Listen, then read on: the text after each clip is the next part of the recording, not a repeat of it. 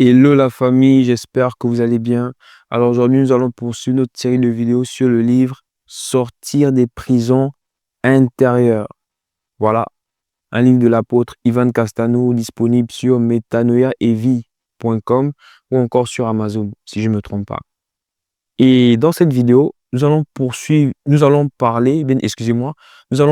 du premier dégât causé par les forteresses. Premier dégât causé par les forteresses. Les forteresses nous poussent à désobéir et à nous rebeller contre Dieu. Je reprends, les forteresses nous poussent à désobéir et à nous rebeller contre Dieu. En nous poussant à la désobéissance, bien évidemment au travers des forteresses, l'ennemi nous amène à contester ou encore à contredire les instructions que Dieu donne dans sa parole. Exactement comme le serpent a remis en cause les bonnes intentions de Dieu dans le jardin d'Éden. Nous pouvons le voir dans Genèse chapitre 3 au verset 1.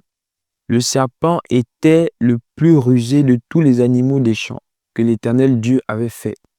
Il dit à la femme, Dieu a-t-il réellement dit, vous ne mangerez pas de tous les arbres du jardin? Cette pensée qui remet en cause la parole de Dieu est une voix mensongère qui veut nous faire croire que soit les principes de Dieu sont trop durs à appliquer, soit Dieu est trop dur, c'est-à-dire il ne comprend pas ce que nous vivons, tandis que cette voix, elle-là, nous comprend et elle ne nous reproche pas du fait de ne pas mettre la parole de Dieu en pratique. Et en fait, et en nous poussant à la désobéissance, en fait, le diable veut en sorte qu'on se rebelle. Le diable veut en fait qu'on se rebelle contre Dieu ou qu'on le rejette tout simplement. Et par rapport à ça, pour illustrer ce propos, nous allons voir l'histoire d'un homme dans la Bible. Il s'agit de Saül, le premier roi d'Israël.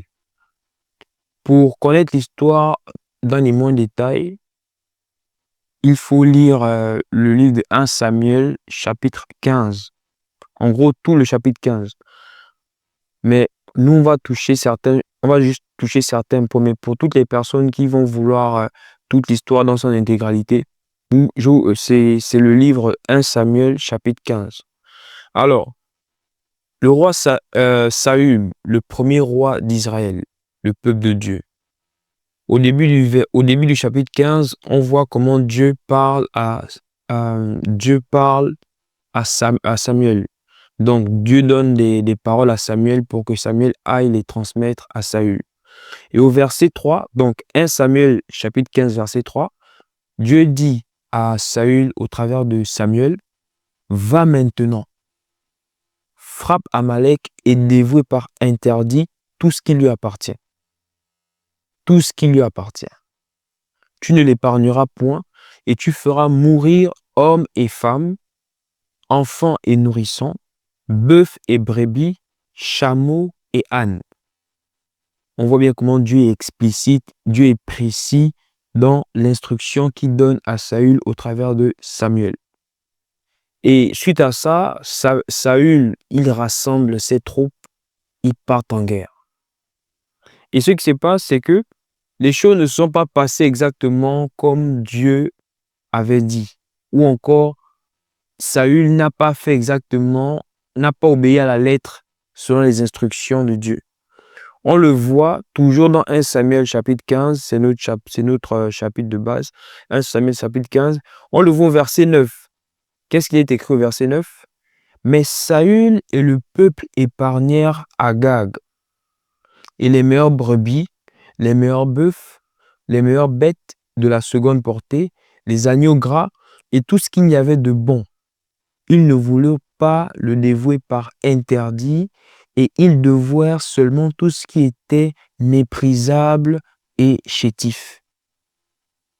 On voit clairement ici que Saül n'a pas respecté l'intégralité de l'instruction que Dieu lui avait donnée au travers de Samuel.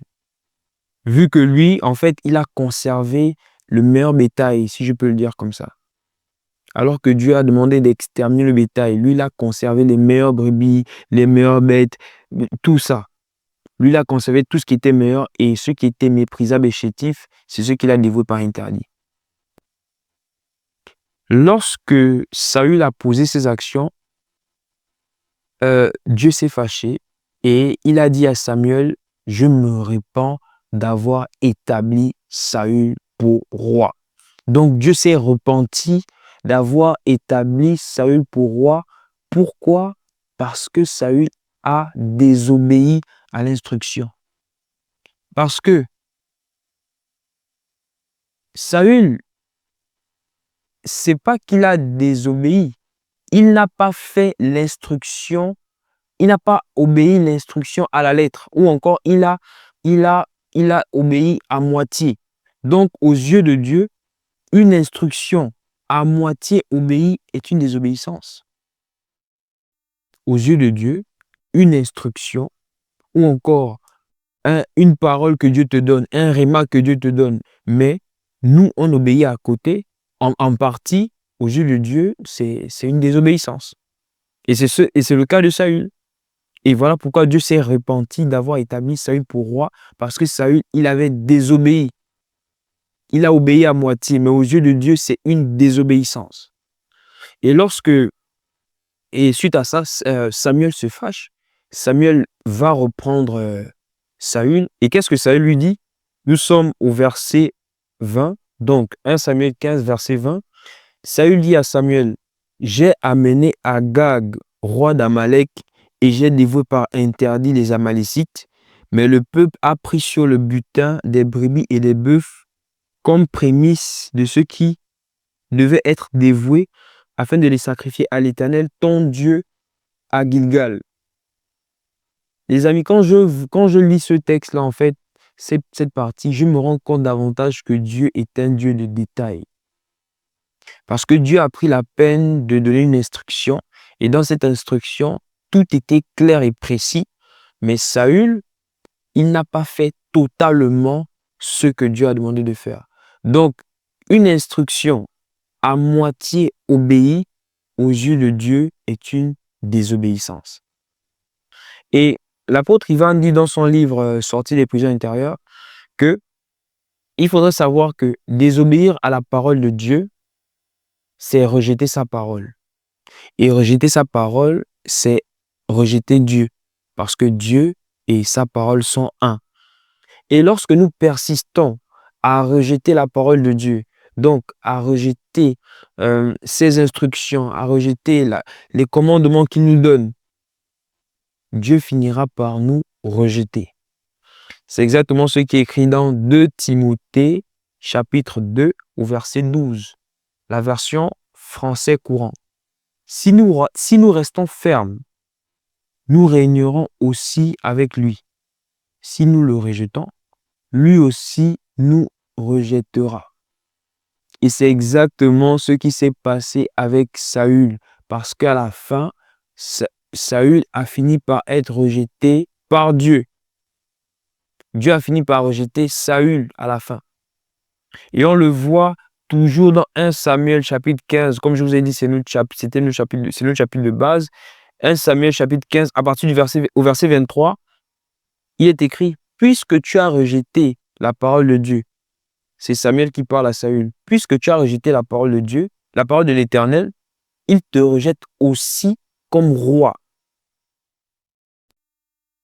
Au verset 26, je ne retournerai point avec toi, car tu as rejeté la parole de l'Éternel, et l'Éternel te rejette afin que tu ne sois plus roi sur Israël. Donc en fait, tout a commencé par une désobéissance, et tellement Saül a persisté dans la désobéissance, il a fini par rejeter Dieu.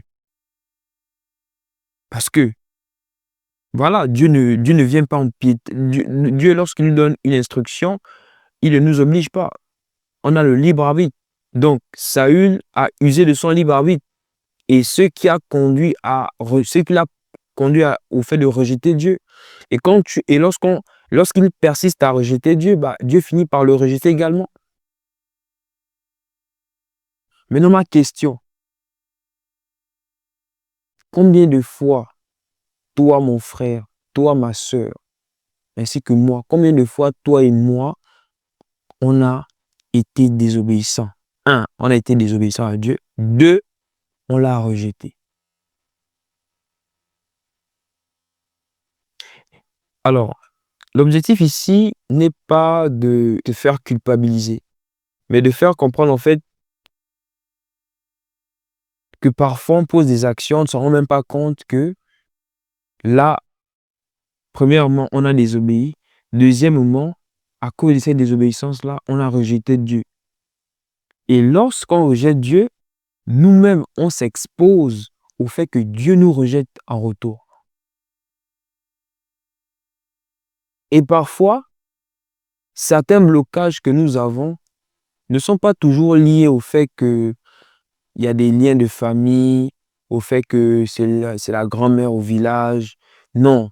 Ou en fait, ce sont des blocages, voilà, des attaques de l'ennemi. Ce n'est pas toujours le cas. Très souvent, ou encore parfois, pas très souvent, parfois, c'est Dieu qui nous bloque. C'est Dieu qui nous résiste. Il est écrit que Dieu fait grâce aux humbles, mais il résiste aux orgueilleux. L'orgueil, c'est pas seulement celui qui, lorsqu'il a fait, quelque chose qui n'est pas bien et qu'il refuse de demander pardon ou qui est dans son coin, il attend toujours que les gens viennent vers lui. Non. L'orgueil aussi, c'est celui qui rejette Dieu. Donc, celui qui rejette l'instruction de Dieu parce qu'il estime que c'est sa raison qui est mieux à celle de Dieu. Il estime que c'est ce qu'il dit et c'est ce qu'il fait. Ces choses, il estime que ce sont ces choses personnelles, ses instructions personnelles, son système de pensée personnel. Il estime que c'est ça qui est meilleur à Dieu. Et comme il est orgueilleux, Dieu le résiste. Donc, et comme on désobéit, certains blocages, c'est Dieu qui nous bloque.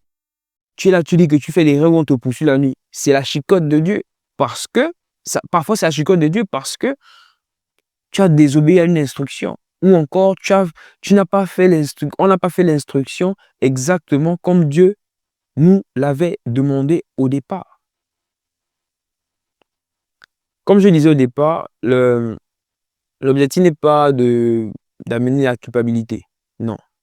Mais vraiment de prendre conscience de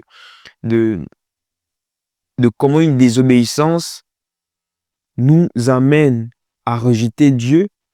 Bien évidemment, au travers des forteresses, une désobéissance nous amène à rejeter Dieu et on finit par s'exposer au fait que Dieu nous rejette. Mais si Dieu nous rejette là, on va aller où?